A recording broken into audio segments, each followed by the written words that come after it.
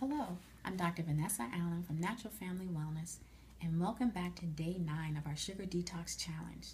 Today we're going to focus on taking notice of the types of foods we're eating and are we making any progress. You can take notice of the foods you're eating by identifying where are your sugar sources coming from. I recommend getting comfortable and familiar with the Glycemic Index. It measures the amount of sugar in your foods on a scale of 0 to 100, with 100 being the highest, equivalent to 1 teaspoon of sugar. So you want to choose foods at the low glycemic index, and this would be our green leafy vegetables and fruits like berries and cherries. And the middle range would be fruits like apples and oranges and pears. And then the high range would be bananas, pineapples, and mangoes. And I have a lot of patients who love to make smoothies, but they tend to choose the fruits from the high end range because they're the sweetest.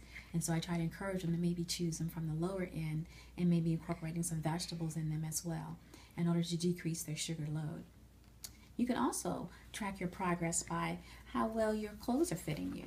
So if your scale is not really budging that much in the opposite direction, you can measure your waist and your hip circumference, or you can pull something from the back of your closet and bring it to the front and see if it's fitting differently. That's another way you can measure if you're losing weight or inches. And then tracking your labs. So being aware, what is your sugar? Normal is less than 100. If you're greater than 100, then you might want to continue to record your blood sugars and also your cholesterol to see if you're making progress, which is going to give you real help down the road as far as health. And then another way, you can also log what you're eating or journaling.